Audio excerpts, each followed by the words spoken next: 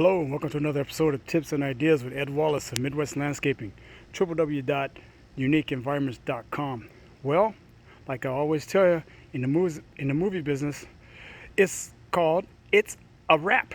And it's a wrap over here in Long Beach at our Long Beach Lawn and Garden project, where we've taken the existing landscape and changed it over to a drought-tolerant, water-conserving landscape design and installation.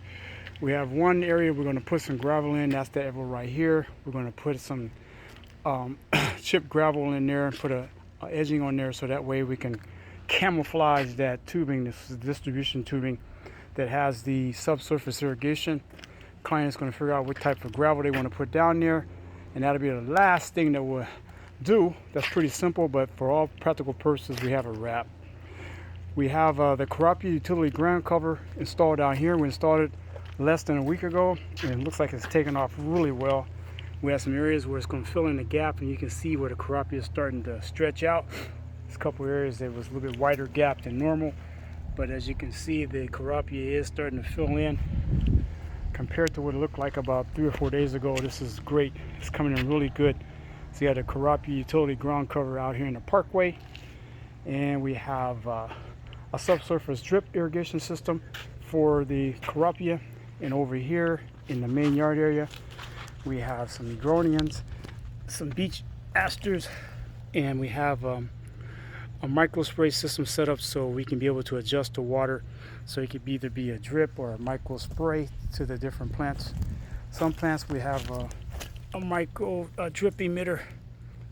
For the Salvia Wolford Gilman, we have a drip emitter, and other plant material we have different types of irrigation components based on the plant's watering needs. We can increase or decrease the water as needed, such like on this Salvia Gray Guy, we can be able to adjust the water where it's a spray or basically a drip.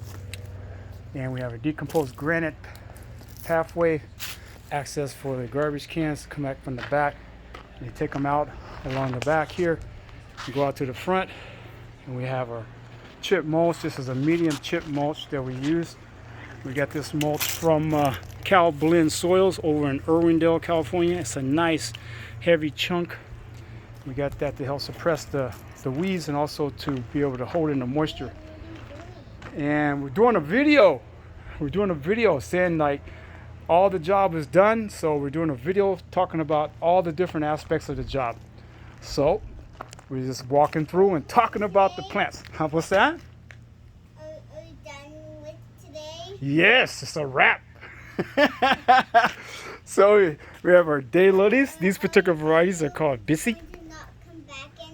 I'll be back. I'll be back to visit you. I'm not going to totally isolate you. So I'll come back and visit, especially when it rains, so we can see those fish in the dry stream bed. Remember, I told you.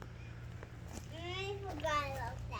Well, you can't forget. It's going to be right back here in this. I'm going to be fishing. As soon as it rains, and your dad puts up those rain gutters, there's going to be fish in this dry stream bed. You don't think it's true. You watch. You watch. So I promised her that there will be fish in this dry stream bed. It's dry right now, so there's no fish around here. But the first rain we have, and your dad puts up these rain gutters, there's going to be at least one fish that's going to make his way down here like the salmon, so he can create more new fishies.